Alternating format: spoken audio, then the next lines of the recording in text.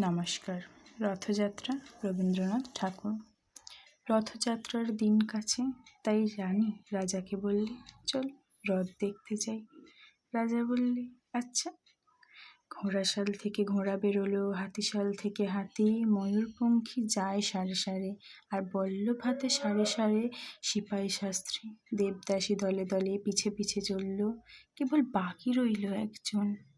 রাজবাড়ির ঝাঁটার কাঠি কুড়িয়ে আনা তার কাজ। সর্দার এসে দয়া করে তাকে বললে, ওরে তুই যাবি তো আয়। সে হাত জোর করে বললে, আমার যাওয়া ঘটবে না। রাজার কানে কথা উঠল, সবাই সঙ্গে যায়, কেবল সেই দুঃখীটা যায় না। রাজা দয়া করে মন্ত্রীকে বললে, ওকেও ডেকে নিও। রাস্তার ধারে তার বাড়ি। হাতি যখন সেইখানে পৌঁছলো, মন্ত্রী তাকে ডেকে বললে, ওরে দুঃখী, ঠাকুর দেখবি চল। সে হাত জোর করে বলল, কত চলবো? ঠাকুরের দুয়ার পর্যন্ত পৌঁছই, এমন সাধ্য কি আমার আছে? মন্ত্রী বললে, ভয় কি রে তোর?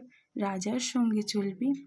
সে বললে, সর্বনাশ, রাজার পথ কি আমার পথ? মন্ত্রী বললে, তবে তোর উপায়? তোর ভাগ্যে কি রথযাত্রা দেখা ঘটবে না? সে বললে, ঘটবে বই কি, ঠাকুর তো রথে করেই আমার দুয়ারে আসেন। মন্ত্রী হেসে উঠল, বললে, তোর দুয়ারে রথের চিহ্ন কই? দুঃখী বললে, তার রথের চিহ্ন পড়ে না। মন্ত্রী বললে, কেন বলতো? দুঃখী বললে, তিনি যে আসেন পুষ্পক রথে। মন্ত্রী বললে, কই রে সেই রথ?